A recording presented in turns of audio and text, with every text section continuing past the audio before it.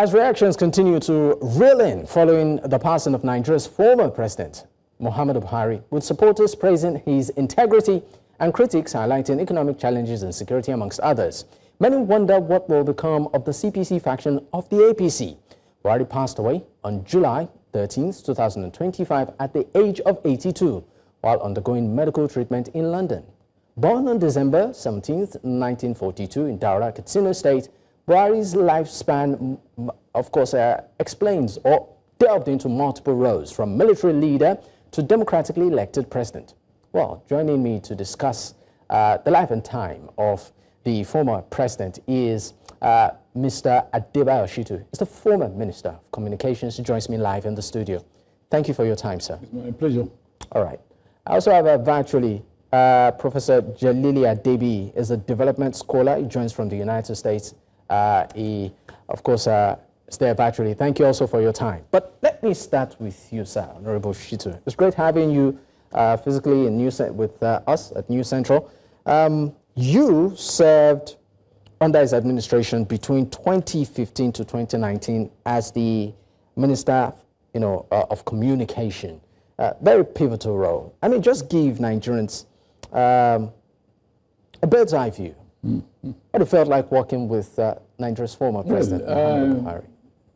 The late Muhammadu Buhari was a quintessential Nigerian. In fact, I think the high point of his life in government is the fact that he's perhaps the most incorruptible Nigerian politician. Incorruptible? Most incorruptible. As a person? As a person. Okay. He never cut corners. In fact, throughout his life, you never see him wearing a new dress in the 4 years that I spent with him. What was the FEC meeting like while you were very interesting. Minister? Everybody had he was allowed to make contributions, but and he presided as the Oga of the House. And views were expressed by all kinds of manners of people. The thing that was peculiar, rather, with him is he believed certain of his close officials in government who guided him more often than not. Okay, so he had more like a closer cabinet, and a kitchen cabinet. Yeah, of course there was. Of course, every government does have that kind of kitchen cabinet. But with regard to Buhari, there were people who were either his chief of staff or personal assistant, who had very deep relationship. He trusted them, that he could never be, misadvised and so on. But for all the rest of us to accept that, on a few occasions I discovered that many of these, close people were working towards their own very selfish interest. Who are these people? Well, like the then chief of staff and a few other people, particularly the then chief of staff. They were too strong on him. They had too great a hold on him that like I recall that I had calls to, try to establish an ICT university for the people of Nigeria. But he was misdirected. And what I discovered later, with all due respect to Buhari as a person, his character was unassailable in terms of possibility of self-interest. But a lot of people took his, unobtrusive character, to exploit, the system and all of that. And, he just said, after he had been advised by some of these very close people, he just said, this is an overambitious project. So, Barrister, I want to commend you for your hard work on this memo, but you agree it's an overambitious project, so we have to step it down.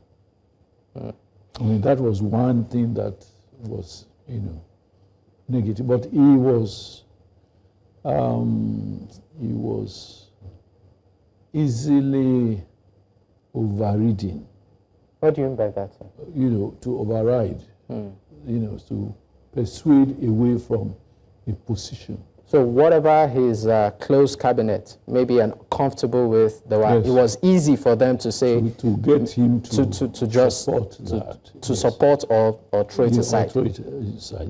Those were. How accessible was President Buhari back then? Well, he was very accessible. Okay. The only thing is, if you work with him, if you deliberately don't go to him in 3 months, he will not ask of you, and you're not annoyed that you have not been coming to him.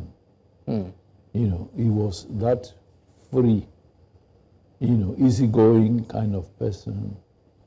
He doesn't, put himself on anybody. He doesn't impose his views or ideas on anybody. Okay, just before I move to the next guest, we know that during his time in office, he often went for medical checks and more often than not, maybe delegated governance.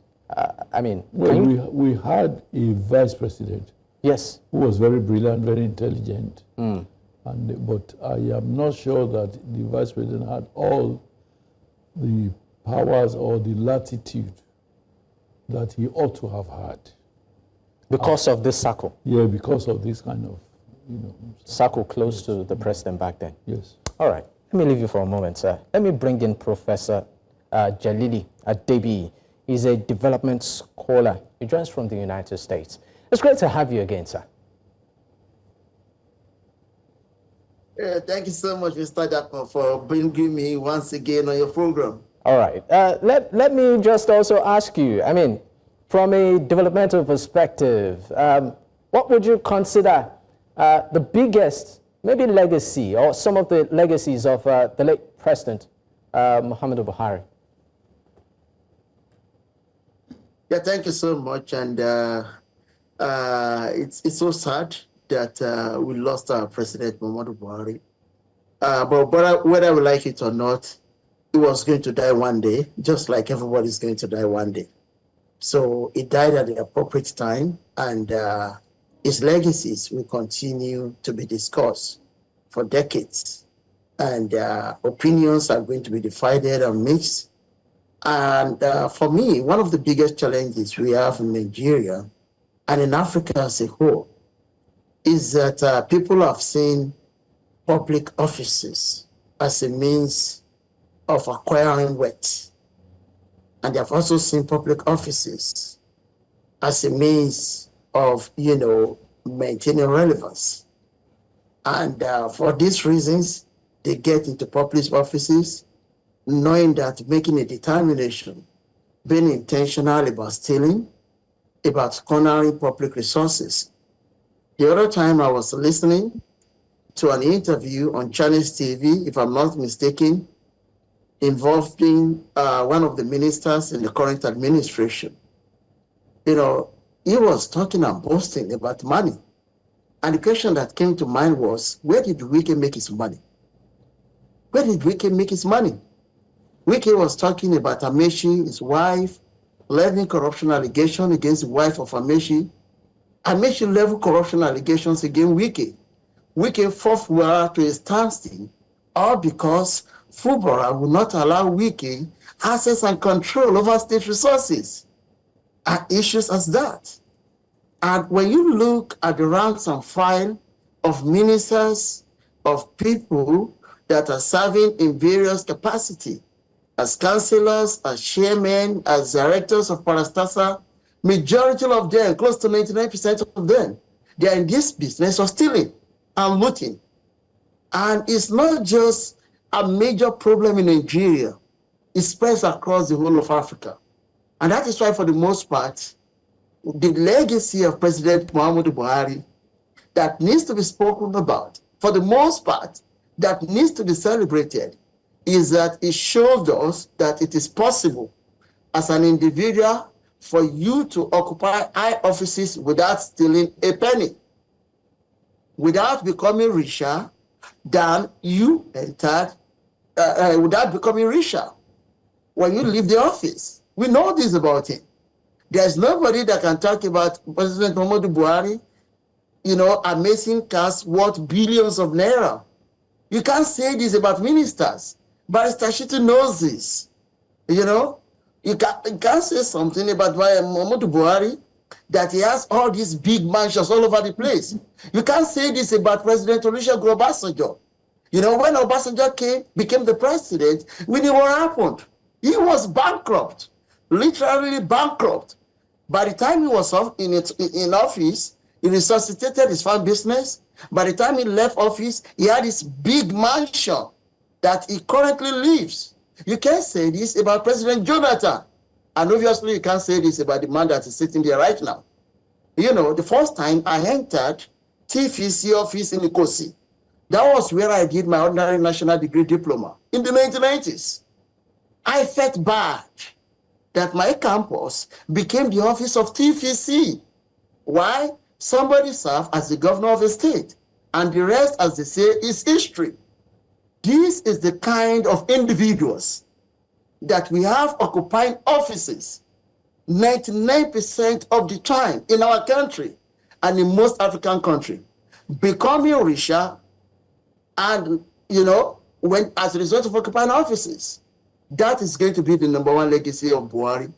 Somebody who serve as the president without stealing a penny, somebody who serve as a president without becoming richer, and somebody who serve as a president even becoming poorer. That is going to be the number one legacy, something that we need to celebrate. And it's important because when you look at the younger ones in the society today, what is the problem? Get rich syndrome, get rich quick syndrome. They just want to make money. So that number one legacy to me is the most important thing. The other thing about Muhammadu Buhari is that, look at the case of Fubara. He had a crisis with his godfather, Wike, and the president of the Federal Republic of Nigeria intervened in a way that eventually favored Wike. Fubara was suspended. If it were to be during the time of President Muhammadu Buhari, Fubara today will still be in office. And with that meaning that President Muhammadu Buhari is somebody that respects the autonomy and independence that comes with several layers of governance. And he was not somebody that played politics with opposition. This is not the case of the people we have currently. I campaigned for President Tinubu. We know, we campaigned for him. But the way and manners is conducting himself in office, treating opposition, President Muhammadu Buhari never behaved like that. If President Muhammadu Buhari had conducted himself the way President Tinubu is conducting himself today, possibly President Muhammadu Tinubu wouldn't have emerged as the president of Nigeria. He wouldn't have even been on the ballot contesting the primaries of APC. All right, Professor Adebiyi, I know you have a lot to say. I know you have a lot to say, but let's go on a breather right now. Let's go on a break. Once we return, we'll definitely pick up this conversation. Stay with us. We'll be right back.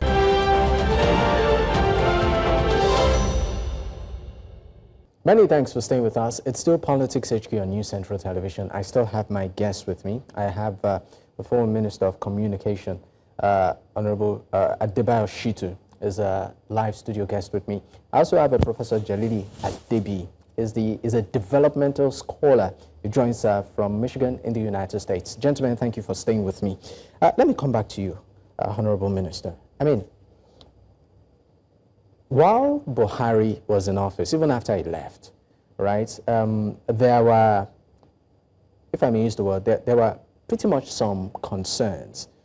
He stands against corruption, even though they knew that as a person, he was squeaky clean.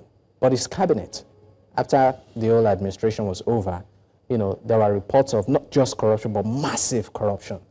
And there was also issues around the security and the economy, and even his control of the country. Many even questioned if he was really in charge. I would like you to speak on this. Well, for a long time, he was sick. Or he was reportedly sick. You recall that even during his first term, He had to be transported to the UK for, all kinds of medical treatment and so on. Consistently, he had to leave. So people claim that they were induced sicknesses from some of the very people who were very close to him. Perhaps they wanted him to be more of a weakling so that they could take advantage of controlling of government. Induced sicknesses, do you mean that it was? Perhaps, when a sickness is induced, it could be devilish methods of doing such things. Or maybe it was poisoned. Or maybe he was poisoned. Nobody really knew the truth. But the truth is he was not himself for most of the time. And, these minions, Chief of Staff. That's Abba Kyari then. Abba Kyari in particular. And a few others, were in total control to the extent that they were not even allowing the vice president to have full and effective control. And so they controlled the VP too? They know, they blocked him from several things. The man had to take his time so that he's not seen to be wanting, to accelerate, taking over of the government. In an ideal situation, when a substantive office holder like a president is sick, the vice president steps in immediately. But this was never allowed to occur, despite the evident sickness or incapability of the vice president. And that went on for virtually 8 years, And that left a gap naturally to leave it. Ordinarily, the vice president is one of the most intelligent politicians we have in this country. Very articulate and has a lot of ideas, but he was not to be, as it were. And, these minions, took over, giving directions, giving instructions here and there, and compromising a whole lot of things. It was very unfortunate, but that was the situation, Was that one of the reasons why you maybe, left the administration? Well, I didn't. After my first term, I was not reappointed. And my suspicion was perhaps some other person had gone to buy my slot. Buy your slot? Yes. A lot of money. Buy? Certainly. Compromise. A lot of monies were flying all over. They buy slots? Slots. It's unfortunate it happened. Otherwise, if I had served for 4 years without any, blemish, no query, and I was, because I'm a man of public affairs, I was always extolling the activities of government and so on and so forth. I never had a query for a whole day, And yet, I just learned that I had not been, reappointed. And how much does the ministerial slot go for? Well, I wouldn't know, but definitely it's a serious matter. It's a serious matter because, at my own level, I would not stoop so low to go and meet, a PA, for instance, to lobby for a position that I had earned on merit. I would not. But a lot of people went there. All right. Let me bring in Professor Adebiyi back into the conversation. Professor Adebiyi, you are laughing. All right. So you said that the person of the former President Muhammadu Buhari, was clean, had no corruption case, but there were allegations, as regards his cabinet. We saw many of the members. Part of them is the former CBN governor, who, of course, is still in prison right now over strong cases of embezzlement, corruption, and what have you. I'd like you to speak on how he handled specific issues right now. Let's talk about the economy, security, then two pivotal moments in his administration, the COVID and the end SARS protest. Yeah, thank you so much. When he was alive, I was very critical of him. I never wanted him to run for second time, just the way I've been telling President Bat. He needs to retire and be taking care of his grandchildren. He's no longer qualified. He lacks the competency and the requirements to continue to be the president of Nigeria. I said the same thing about President Muhammadu Buhari contesting for the second term. But certain fact must not be lost on us about his management of the economy. He managed our economy at a time that globally there were major economic recessions. And that is not the case with the current leadership of the country. I believe we had about 2 economic recessions, and in their own little ways, they were able to pull the Nigerian economy out of this recession. But I won't think President Muhammadu Buhari did well in the area of the economy. It has never been one of his forte. And so assessing him, whether he did well or not, it's not something that is fair in that particular aspect.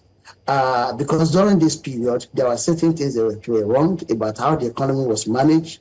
And never did a good job, because Buhari was a kind of president that gave people the opportunity to do the job. You have your own lieutenant, you trusted them, you give them all the freedoms in this world to get the job done on your behalf. But unfortunately, some of those he trusted mismanaged the economy. And even Barrister Shittu that's talking with us today, some of us will disagree with his own assessment, the assessment of his own performance in office. We believe he never deserved to return as a minister in the second term because he didn't actually do well. There are not certain things you can say about him that he did that he used to transform, the particular portfolio that he occupied. But when you ask people to talk about themselves, people are going to speak highly about themselves. So when we talk about President Muhammadu Buhari not doing well in the areas of economy, we should realize that those that he gave the mandate to manage the economy on his behalf, to run the country on his behalf, were the people that let him down. So in the area of economy, I won't say President Muhammadu Buhari actually did well. But there are other areas where President Muhammadu Buhari actually did well. Infrastructure, he was very big and heavy in the areas of infrastructure. Look at the Lagos-Ibadan highway. When I was in the country, I used to travel almost on a weekly basis on that road. And I used to know the number of accidents that happens on that road. Now it is history. It was during the time of President Muhammadu Buhari that this particular road was completed. Look at the railway. People never believed the railway infrastructure in Nigeria could be resuscitated. During the period of President Muhammadu Buhari, projects were commenced, projects the previous administration started were continued, and were able to complete many such infrastructural projects. That is an high point that even the current leadership, they got nothing to show for. There's a lot of noise about the current leadership trying to do this, trying to do that, but it's all about noise. When you look at the quality of life of the people during the time of Muhammadu Buhari is better than the quality of the life of Nigerians today. Look at the cost of food. Muhammadu Buhari came in as a president who worked on the backs of the Talakawas, the poor. The poor trusted him. The elite never trusted him. Those that joined him from CPC and APC to campaign with him, they never even loved him. They never wanted him. But there was Professor Adebiyi, get to power. Because people visualize I know you have a lot to say. No.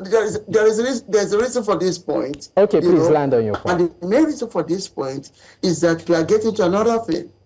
Because one of the major things President Muhammadu Buhari also focused on was the issue of agriculture. He focused more on building the fundamentals that could have assisted our agricultural system to get to the next level that will position us on the path of food sufficiency. Unfortunately, the new set of people that came in is all about sloganeering. It's all about problems. The past leadership asked them what are the signature programs they've done in the area of agriculture. Absolute zero. I don't know. Nobody knows. As a professor who specializes in agriculture, who has been attending international forums discussing solutions to food poverty, if you ask me about this current leadership, I'm going to tell you, we don't know what they are doing. All right. All right, Professor Adebiyi. Just going down the drain. I know you have a lot to say, sir, but I'm going to understand that we are racing with time. Thank you so much. Sir, before I let you go, Honorable Minister, what would you say, do you think there are takeaways for our current president and maybe future leaders from the late President Buhari's style of government for you? Are there takeaways? And what becomes of the CPC arm of the APC that, you know... Well, if you talk of takeaways, you must recall that no two human beings are exactly the same. Buhari's style is different. He's an uneffacing person. He just goes his own way, Jelili. He doesn't, you know, he doesn't have any intimidating personality. He doesn't insist that certain things should be done and all of that. He's just a gentleman. And today, one is happy to say that we have a president who has tried to do things differently. For instance, to have the courage to challenge the old order in relation to a number of things. We have a president who is doing that now. I think one thing that everybody must learn from Buhari is the level of patriotism and the level of incorruptibility. He never took any action that's marked of suspicion in the area of trying to steal public funds.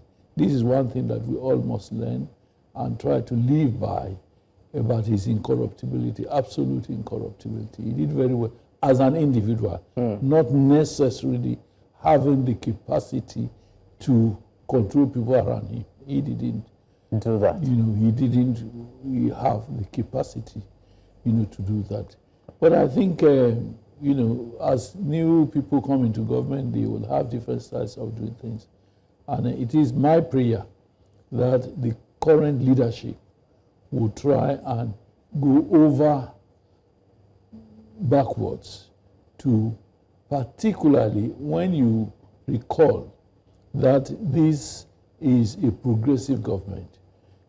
Progressive politics started with the late Chief Obafemi. Yeah. He had 4 cardinal programs: free health, free education, free health services, integrated infrastructure development, and full employment.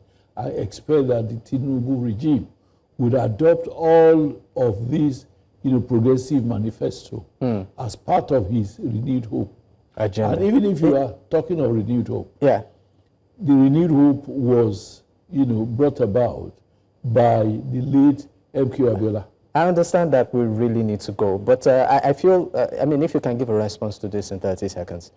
If one could reverse the hand of time, would you still work for a person like the former President Muhammadu Buhari? And what would you maybe recommend differently? You see, when you are talking of working with him. Working with, sorry. I work with him for Nigeria. It was not he benefiting from my work. It was Nigeria. And to the best of my knowledge, I discharged myself very creditably in the area. No successor has done necessarily better than me in the field of communications. And what I would rather, one thing which is clear is it is not possible to transform a Buhari to what he is not naturally given to. So what would happen is everybody who has a position of working with him must make sure he distinguishes himself in the area of portfolio that is assigned to him. All right, Honorable Minister, thank you so much for your time. I understand that we need to go. It's a privilege having you, sir. Thank you, sir. Very much. Also, many thanks to you, Professor Jelili Adebiyi, development scholar, and also with me in the studio is Mr. Adebayo Shittu, is a former Minister of Communications.